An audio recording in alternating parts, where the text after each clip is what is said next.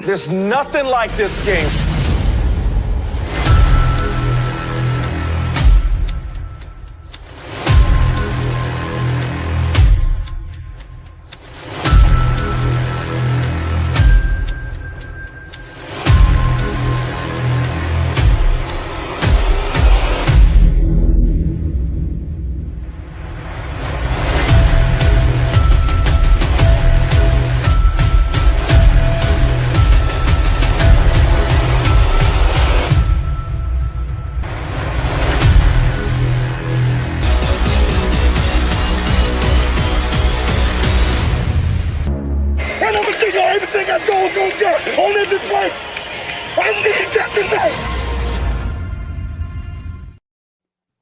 And welcome to another edition of the AATBirds Weekly Report.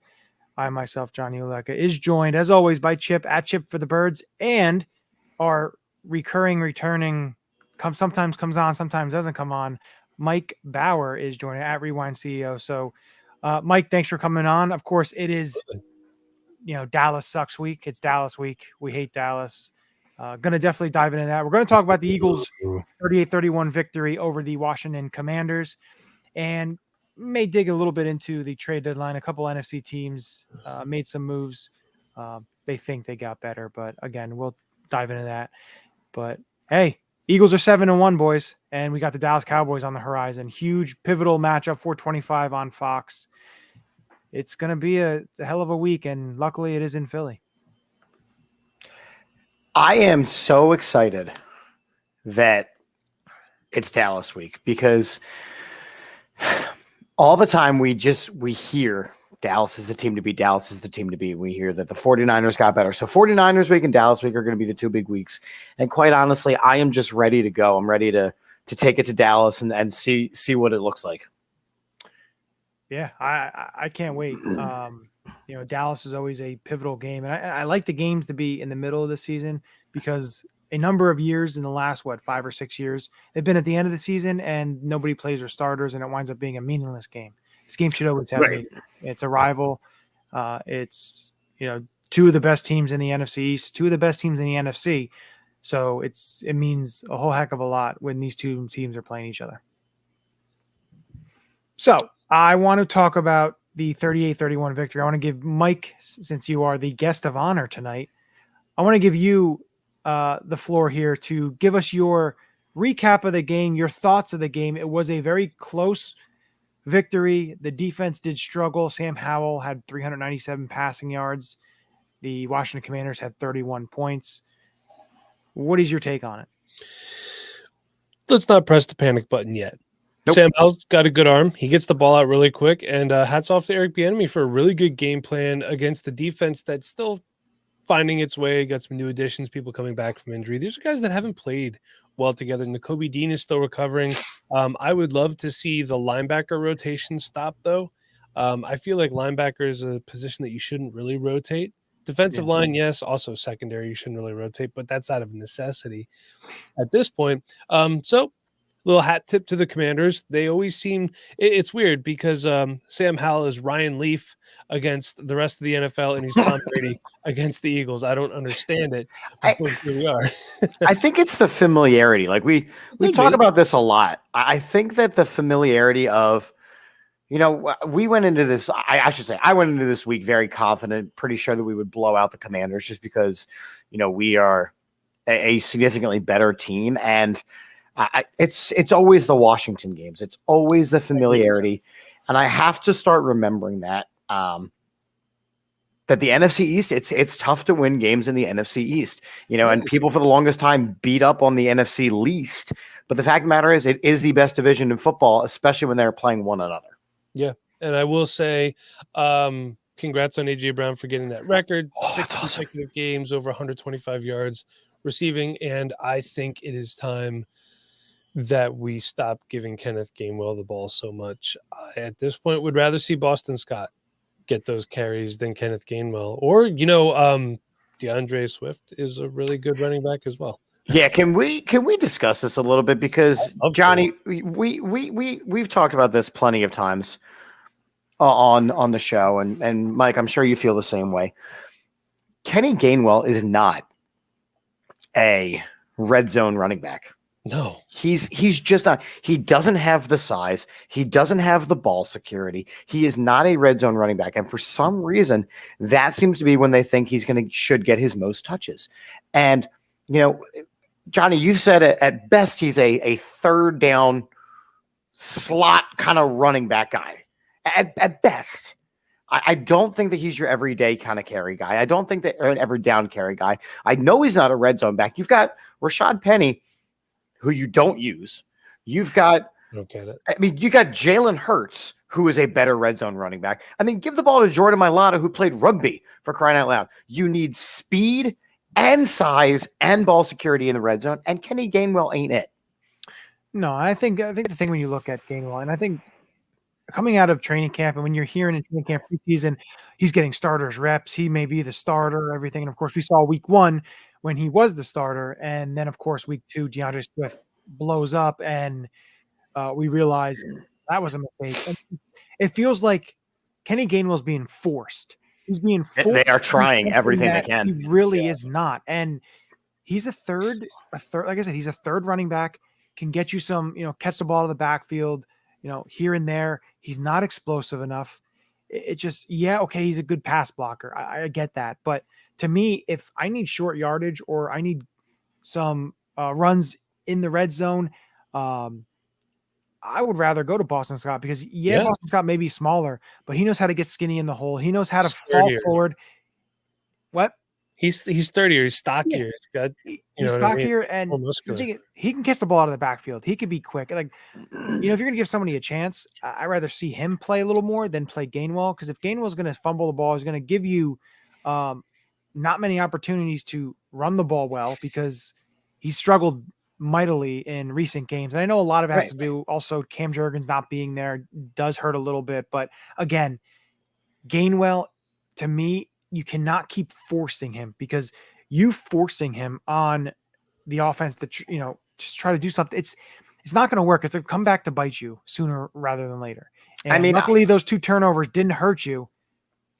And I think that we went down a lot of points on in that game. And, there's my wife being all confident about it going, we're down, 17-3. And she's like, no, we're fine. We're a second half team. I'm like, okay, but it's 17-3 and we don't look good. So kudos to her for having faith that I didn't. But the fact of the matter is that when we go against these better teams, when you go against your Dallas Cowboys and your Kansas City Chiefs and your San Francisco 49ers and your Buffalo Bills, you cannot spot them 14 points and many of them coming off of turnovers. You just can't do it. No, especially when you're in the red zone inside the 5-yard line, you can't fumble the ball and give that up. Those are premium points. At worst, you get 3 points on each of those possessions. That's 6 points.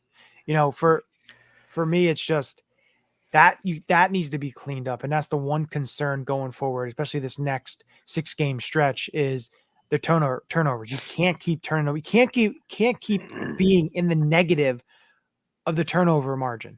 It's just eventually it's going to catch up with you. So, for me, it's just seeing that. Like, I'm not worried about the offense. The last 4 or 5 weeks, the offense steadily has gotten better and better and better. And they're basically at exactly that all numbers wise as they were in 2022. So the offense isn't worrying me. They were going up and down the field on Washington. They could have had over 50 points on Washington. They played so well. The defense, can be a little bit concerning. The one thing that I've seen, like not the secondary, but pass rush in general, Sweat and Reddick are playing a lot of snaps. Oh, yes. And, Barnett, Nolan Smith, Brandon Graham, they're getting about 10 to 12%, while you have Reddick and Sweat both playing 70-something%. To me, that's a little excessive. And, Nolan Smith, you're watching him play, and they have him dropping into coverage. The 3-4 snaps that he has on the field. It's like, I understand you don't want to, you want to show a little different, variety of stuff, but you drafted him. He's a pass rusher. Let him rush the passer. He's quick off the edge. Let him try to get to the quarterback. And, Derek Barnett's shown me really little bit of anything. He hasn't really showed you anything on the field. And they couldn't even trade him during the deadline. Nobody wanted him. That was going to be my question. Were you surprised that he wasn't traded away.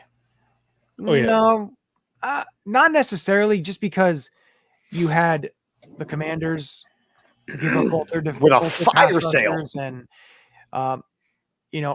I just don't think. I think what might have happened is the Eagles would have probably had to attach a pick to him to take a pick, and maybe it's just something that they just didn't want to do because they want to have as many picks as possible and not be giving up a ton more picks. They wanted to have enough for 2024 because 2025's they have a smaller amount. So I don't know. I would like to see his snaps decrease and Nolan Smith given a little more of an opportunity, and even BG given a little more of an opportunity, because I just think Sweat and Reddick, you bump them down maybe 7 to 10% of the snaps and give that to the other guys and try to work some differences there. And of course, you also have to realize too, watching the game on Sunday, Jordan Davis and Jalen Carter only played 17 plays each, which is wild.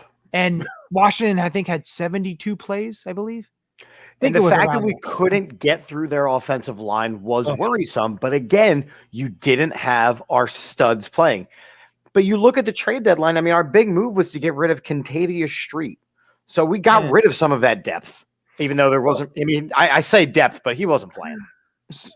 I think a portion of that is you're getting rid of a roster spot. They were able to get something in return because, again, as you saw today, they Julio was going to be on the team. Julio to the 53. Julio's on the 53-man roster, and Cam's practice window has been started. He hasn't been activated to the roster yet, so a move still hasn't been made.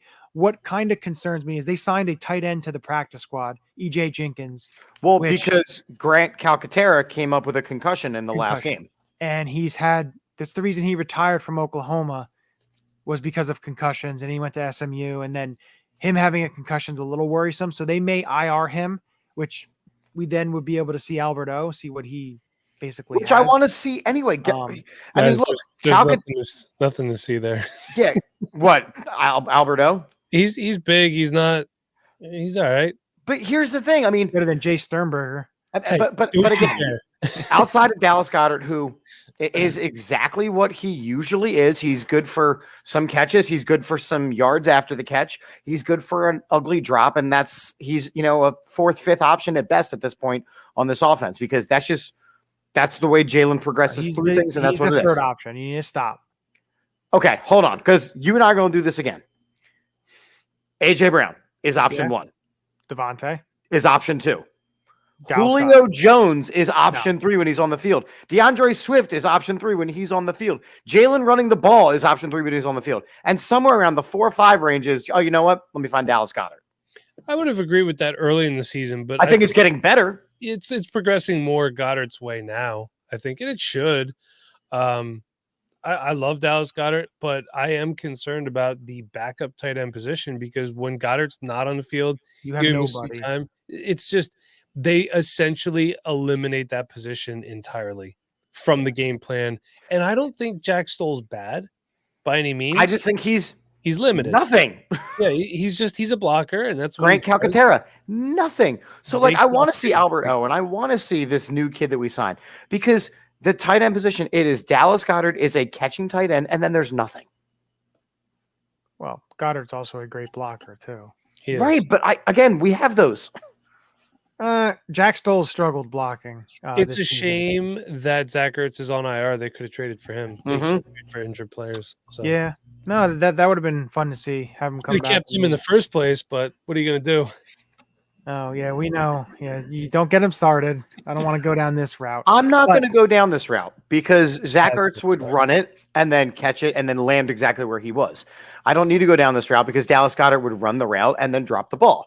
But again, I think that the tight end position is something that needs improvement still. Even though if you listen to the national people and you listen to Johnny's numbers, Dallas Goedert is one of the best tight ends in football. He is. He doesn't pass the eye test consistently for me.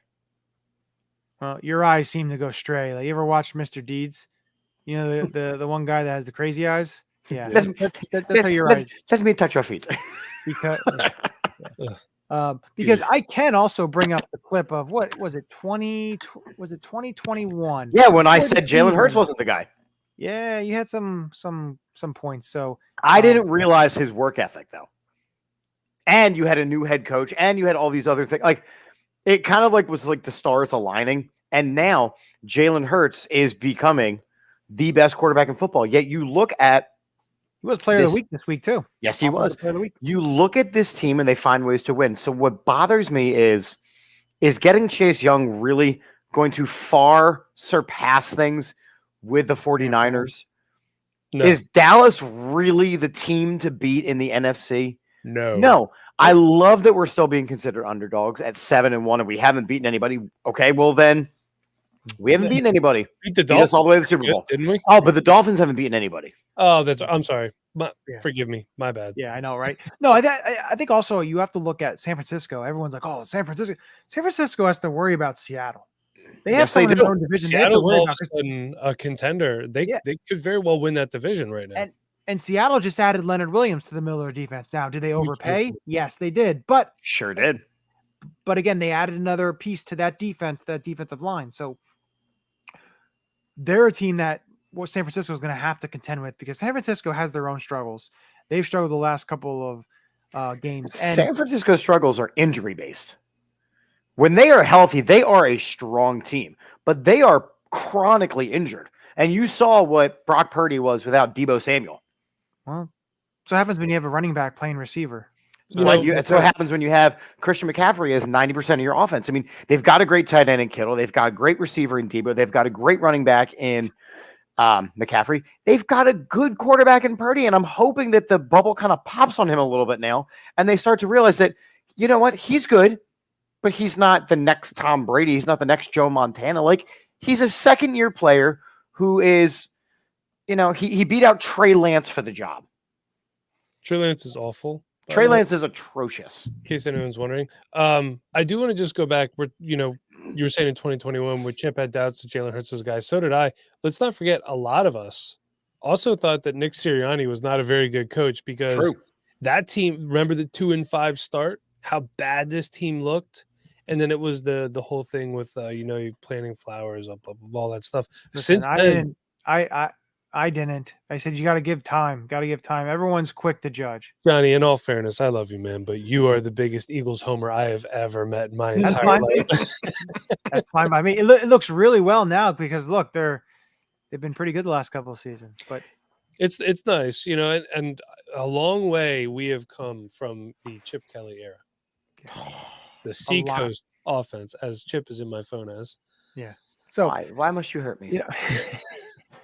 But again, you look at this NFC and it's a handful of team race because of course Kirk Cousins go down with an Achilles. Yeah, Vikings are done. That stinks for him, by the way. I feel bad. The NFC South is a cluster of crap. It's a cluster of mediocrity. Yeah. So you have that down there. Taylor Heineke is now the starting quarterback for Atlanta. Hey, may help them. I don't know. You have no, he's not. You have, of course, the West, which basically is just two teams there. The East basically is two teams, and then you have the mediocrity of the NFC South and the NFC North. It's basically the Lions. So, yeah. So there's a small handful of teams, and that's why this 6-game stretch is huge when you look at the Eagles. And it starts off here with the Dallas Cowboys, and you get the Dallas Cowboys at home. They're 5-2. You're 7-1. Going into your bye, a victory would do wonders for you because it puts you even more ahead of them to, of course, the division. When you're looking at a division title, to then hop and look at that number 1 seed. So this next 6-game stretch is huge when you look at positioning in the playoffs for the division and or the number 1 seed, trying to lock those up. But, you think about it, guys, we can afford, and I'm not saying that I want us to lose games by any means, but we can afford, like you got the Cowboys, and the Cowboys here, for whatever reason, it's always a tough game for us. You got the bye week, the Chiefs, that's a game I really want to win. But the Bills are beatable. And I hate to break it to everybody. They do not. The Bills are either really good or really, really bad. Yep. There seems to be no in between. And I think the 49ers are beatable too. Then you got the Cowboys again on the road. We got the Seahawks on the road. Tough. And then you got the Giants at home, the Cardinals at home, and the Giants at home. Away, I'm sorry. Which, by the way, did anyone see that the Giants had 7 passing yards last week? The worst part is that Danny DeVito probably would have done better. So, real quick. Remember there was a game where Jake Fromm started for the Giants. I believe it was against the Eagles. I think he had more passing yards in that game than the Giants team did last week, and he was terrible. He should not be. Yeah, that was when Lane Johnson had a nice touchdown catch too. I remember that game. It was right after Christmas, 26th of December. Yeah. 2021. But so those last 3 games hopefully those are 3 wins, and hopefully the last game of the season you don't even have to play. But again, this stretch is going to be huge. It starts with the Cowboys. And I think one big thing when you look at the Cowboys and, Dak Prescott has played well. And the thing about it is last season against the Eagles, he had a good game. Unfortunately, the Eagles 3rd and 30 will always pop up when T.Y. Hilton had that long catch where Slay and Josiah Scott had a little bit of a miscommunication. And so that was tough, of course. And, for it, I think this is this the second time that Jalen versus Dak? Because I think it was his his second season. I'm trying to think, is it his second season as a starter, you mean? Well, yeah, in 2021, this, I think it was like a second or third game of the season. The Monday Night Football game, they played each other, I believe. But other than that, they haven't played each other. It's been backup bowls. Yeah, last year Cooper Rush started, and then when Jalen was healthy, and then it was Minshew starting.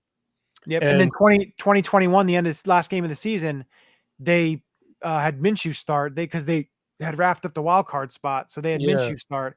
And then in 2020, when he started at the end of the season, it was him versus Andy Dalton, I believe. You're right. Yeah, Dak was hurt. And, a lot of people still blaming Minshew for that Dallas loss last year. Quez Watkins did not catch that ball. It's not Minshew's fault. The ball is where it needed to be.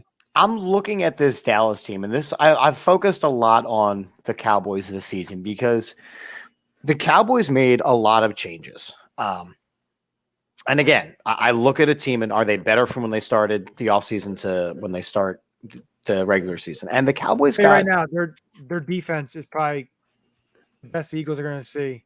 But the Cowboys got worse. The Cowboys got worse from the offseason to the beginning of the regular season. They traded away, or they didn't trade away. Dalton Schultz left the team. So there is not as good of a tight end. Even though I don't think much of him, Ezekiel Elliott provided a balance for Tony Pollard. He did. Tony Pollard has looked mediocre, and they've also seen Mike McCarthy take over play calling, and he's not good at it. He's not good at play calling in 2023. He may have been good with a Brett Favre. He may have been good with an Aaron Rodgers. He may have been good with those guys, but he is not good with Dak Prescott. Dak Prescott has benefited from playing a few bad teams, but during good teams, playing against teams with actual defenses, Dak Prescott has not looked good. And he's got very limited weapons. He's got not as good of an offensive line. I want to point out this point when we get to the defense. This is something I want to talk about. Michael has a really good point here when we talk about neutralizing Parsons. But go ahead, talk about the offensive line. You're right. The offensive line isn't as good. That used to be one of their strengths. And you look at their defense, and losing Diggs wrecked their season because the idea of having Diggs and Gilmore on both sides of their I think Bland has really stepped up. Bland has made the most of individual plays, but I do not think that he is as good of a corner as Diggs. Now, again, the dig on Diggs is the fact that it was either all or nothing, home run or interception with him. I think the thing when you look at Diggs and you look at Bland, I think Bland is he's not as reckless as a corner as Diggs is to try to hit the big play. Bland is a lot better technically sound. But again, the Eagles have 2 receivers who are basically technicians. And that's my thing. How do you stop both of our number 1 receivers? I think the way you stop it is this is a game when you look at the Dallas defense, Van Der Esch is out.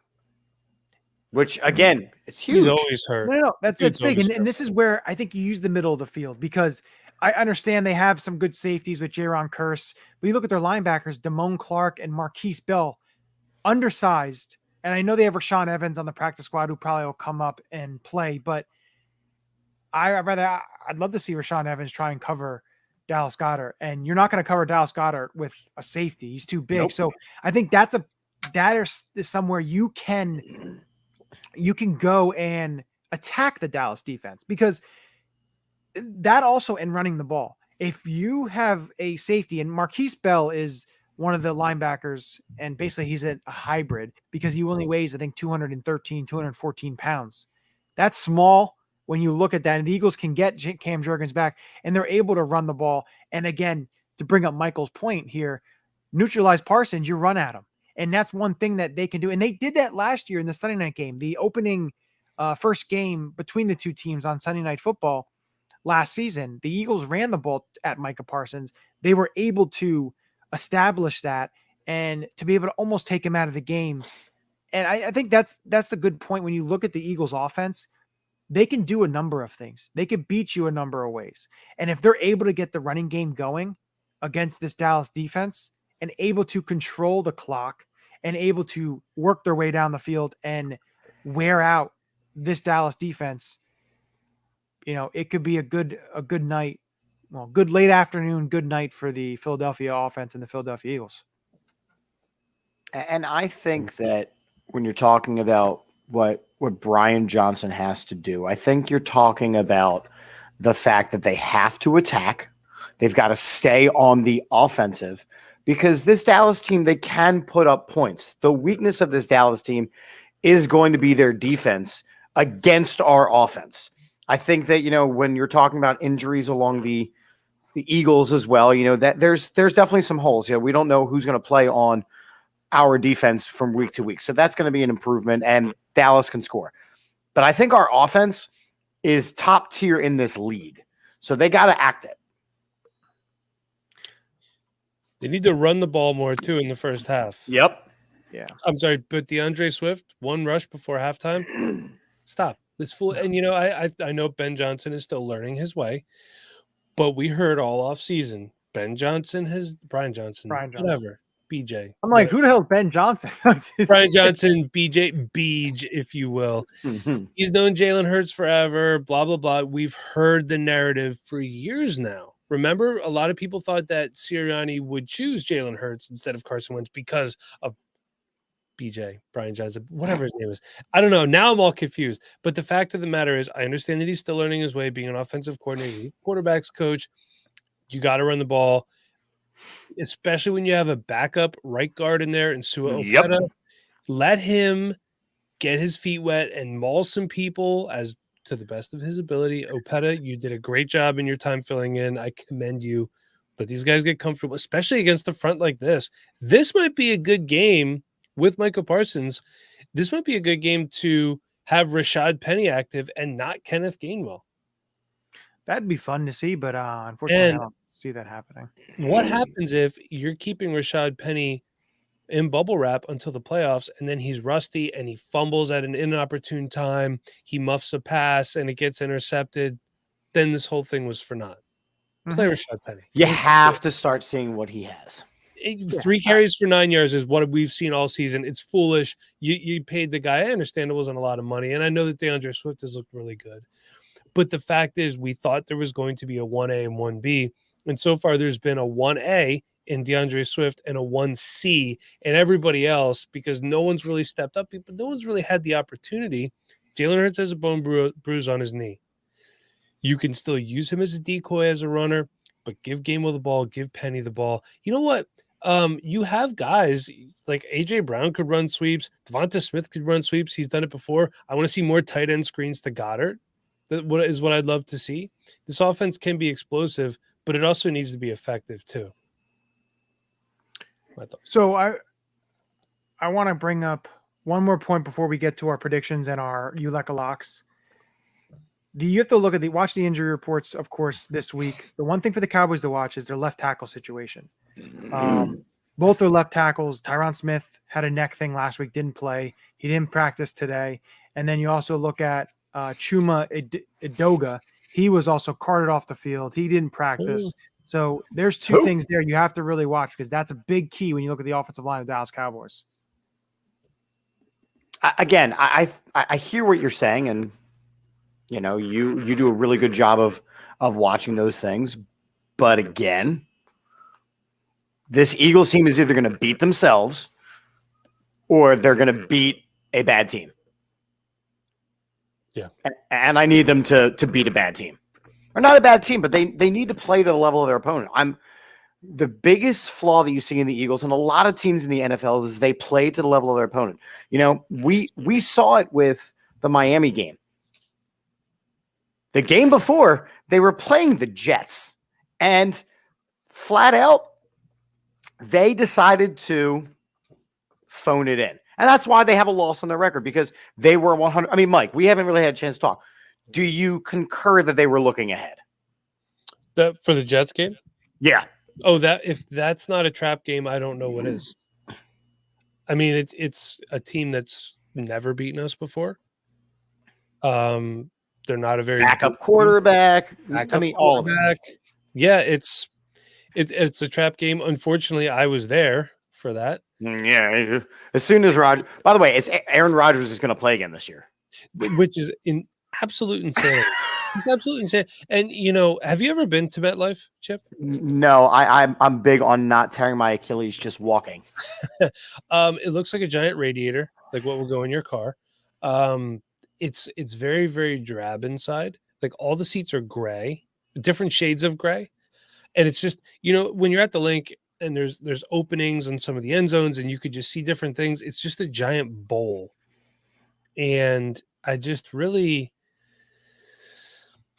and it took forever to get out of the parking lot, even though we were on the bus with the bus trip. But God, it was just, yeah, I won't go back. I've been there, done that. I'm good. I don't need to go back. You know what I mean? It's whatever. Yeah.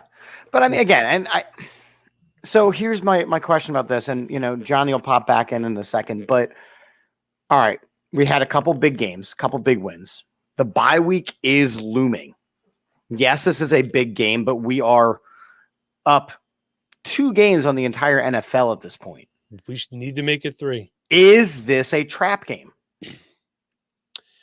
You know what? No. Okay. I'll tell you why. The Jets game was a trap game for the Dolphins game as much as the Washington game would have been a trap game for this. Yep. And I understand it's hard to quote unquote play down to your opponents in the NFL, but it always seems like we play down to the Commanders. And I don't understand why. And I don't know. It's just, I feel like Sirianni does a really good job getting his team ready for the most part. I understand you're going to have games like the Jets game. You're going to lose clunkers like that. Right. Every team is going to do it, right? We've seen it. We've seen the Broncos get 70 hung on them, and they go out and they beat the Chiefs. It's just, the whole thing is weird. It's tough to win games in the NFL. It is. So when you have a team that can consistently do it, you got to look and see, why are they able to consistently do it? And this Eagles team is able to consistently do it because they have a great head coach, Nick Sirianni.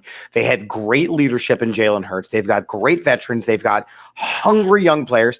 And you've got players that want to be here. I mean, Julio Jones decided that, you know what? I want to go for a Super Bowl ring and signed with the Philadelphia Eagles. Yeah, it's a great time to be an Eagles fan, Chip. It really, really is. I do have one question for you. Are you concerned about Jalen Hurts' turnovers? Because this is unlike, I mean, obviously he had a lot in his first year as a starter, but the fact of the matter is we can't obviously discredit these turnovers because they're big, and this is why a lot of these games are closer than what they should be. But so he's turning it over real quick, more than he did last year, yet we're still on pace offensively, record-wise, you know, points per game, all that good stuff, like we were last year. I'm just curious what your thoughts are there. So to me, it's a multi-tiered question because you look at some of the turnovers, especially some of the interceptions, and they are really, truly, hand to goodness, not his fault. Some good defensive plays in there too. Good defensive plays. Tampa Bay game was a fantastic interception. Absolutely, some really bad drops by some wide receivers. Yeah, bouncings that shouldn't happen. So I don't credit him with all the turnovers, even though they statistically belong to him. The fumble on the brotherly shove. I mean, it was destined to happen at some point. It was going to happen. So yes, he is turning over the ball at a more alarming rate. And if he was to go against better teams, yeah, I do feel like it would be problematic. I think that he's got to get it under control. I think he's gonna have to go back to some of the basics. I mean, you're starting to see issues along the lines of him not setting his back foot again. And he's just kind of flinging. I mean, he's got to stop doing that. I don't know if that's a knee problem. I don't know if that's him trying to do too much. I don't know if that's, Brian Johnson calling plays that he doesn't like. I just don't know. So again, I'm curious to know how he's going to fix it, because if there's one player in all of my Eagles career as being a fan that I have trusted to fix a problem, it is Jalen Hurts. Yeah, he does. I will say he does have the work ethic. He has the drive. But the fact of the matter is we're having this, yes, Adam, I want to talk about that in a second. We're having this conversation where 7-1 were the best team in the NFL. And the brotherly sweep, I loved it. And I'm really glad that they showed something else out of that package. I love it. I love that they have it. I don't like when they decided to take it out. Okay, so here's the thing. I listened to the Eagle Eye podcast with Dave Zangaro and Ruben Frank. Dave Zangaro said the same thing you did or something similar. And Ruben Frank, his rebuttal to that was, a common theme among coaches is it's not about when you use it. It's about the fact that you use it, because it gives your future opponents one more thing to prepare to. Even if you never do it again, the fact is they have to take 15 minutes from every week of prep to prepare for that play now. So I know I have it. You know I have it. And now you know that I know that I have it. Exactly. But I thought it was a great play. It was nice to see DeAndre Swift get in the end zone. Yeah. Because A.J. Brown's been scoring a lot. Jalen Hurts takes a lot of goal line work down there. For some reason, Kenneth Gainwell gets a lot of goal line work, which needs to stop. It does need to stop. So Johnny has sent me texts through the interweb that we're going to do some raps. So we're going to do one of his favorite segments, even though he's not here. I think that's a joke, but here we go.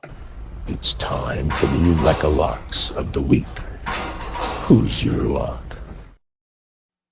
We have to still give credit to the dude, even though he's not on the screen right now. So that's right. All right. So Johnny Ulecka Lock is the Raiders beat the Giants. Wow, what a softball lock, Ulecka. In the big Who Cares Bowl. Well, to be fair, last week my original lock, and I don't even remember what my lock ended up being. My original lock is a team from New Jersey would win in MetLife on Sunday. And he's like, you can't do that. And he's like, well, technically you could be wrong if it was a tie. And it was almost a tie. Yeah, that would have been funny. Well, how about this? My lock is the Giants will pass for 10 or more yards. No, that is not my lock. I did look it up, by the way, that Jake Fromm game from 2021. Mm-hmm. He was 6 of 17 for 25 yards and 1 touchdown. And then Mike Glennon in relief, 17 of 27 for 93 yards and 1 touchdown. That was a 34-10 victory for the Philadelphia Eagles. By the way, my lock is let's see, I got to find the location again. So this is the Frankfurt game, 9:30 Sunday morning. Should set your fantasy lineups. So you're just getting it out of the way right now. Yep. Miami is going to beat the Chiefs by 10 or more points. Really? I think the Chiefs are overrated. I think they have a lot more question marks that people are giving them credit for. Yeah. And winning cures a lot of things, which we're seeing now because this team that we love has some issues. But winning cures everything. The Chiefs usually find a way to win. But the Dolphins, look, both these teams are 6-2. I will say this. If Nick Sirianni, for whatever reason, was not our head coach, but Mike McDaniels was our head coach, I'd be okay with that. I like the guy, and I think he's a very, very strong offensive-minded coach. Yeah, I think he's a pretty interesting specimen. Yes. So I follow on X on Twitter an account called Dak Prescott Interception Tracker. Oh God, I'm going to go follow that right now. It's at Dak Prescott INT, because Dak made a little prediction before the season that he would not throw more than 10 interceptions this year. He's at 5. My Ulecka lock is that Dak will throw 2 on Sunday. I could see that. And how does this only have 98? I don't know. I'm trying to blow it up. It is so good. It is so good. My man is doing the Lord's work here, and I want to see him get his credit. Yeah, and you said he has how many? 5 so far? He is at 5 currently. Of the 10 unpromised. And when Dak throws interceptions, he typically throws them in bunches too. So my Ulecka lock is that he will throw 2 interceptions on Sunday. Johnny, did you hear my Ulecka lock by chance? You're muted though, so I can't hear you. He may not have heard it. Yeah, what's Chips? Dak will throw 2 interceptions. 2 INTs. Okay. And then Bauer, what's yours? Miami beats Kansas City by 10 or more points. In the Frankfurt game. Did you say mine? I did share yours, but did you want to go into it more of why you were predicting the crap bowl? Yeah. So the Giants are a dumpster fire. We know that. We hadn't noticed. But of course, the Who's worse, them or the Bears? Raiders are as well. But I'm going to go with the Raiders because Aiden O'Connell started. I think Devontae Adams is going to actually get balls to catch, not thrown out out of bounds. And Antonio Pierce is going to play his team he used to play for. So it's a fun little thing, this little twist. And I think the NFL scriptwriters want to have the Vegas beating the New York Giants. Okay, but like, and I just think they're going to be rejuvenated, not having Josh McDaniels to be able to show that, hey, we're not as bad as he made us be. So it's almost like they'll win this game and then they'll just go back down to earth and being kind of a mid to kind of a team. So, but I think that they'll beat the Giants. So now, does this have anything to do with Antonio Pierce's introductory conference? I'm a former player. I touch former players. Yeah, that was a little weird. They're going to feel me. I need to feel them. That is what it is. Did you guys do predictions yet? We have not done predictions. Okay, now we get. Wait, do you have what did I Ulecka lock last week? And was I right? By the way, that game was almost a tie. Remember when we talked about that? You're like, oh, what if they tie? I'm like, yeah. And it was almost a tie. So I could have been wrong. But I don't remember what I ended up Ulecka locking. Last week? Yeah. You had Cooper Kupp, 150 yards and a touchdown. Did that happen?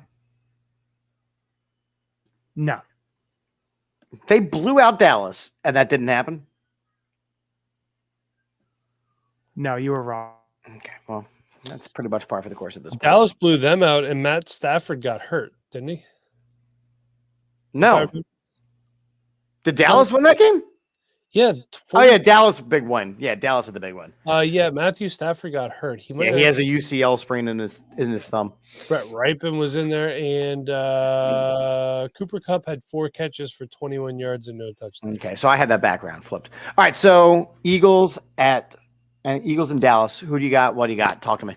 So I think it's going to be a close game this week. You know, I'd love to predict a blowout. I would love to see a 44-6 game, Chip, like we had many years ago.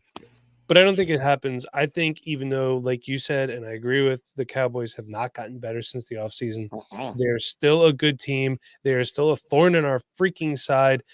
But I think it's going to be an exciting game, Chip, and I think the Eagles win 33-30. I'm taking whatever the point total is. I'm taking the over. I could find out what the point total is if you would like. Sure.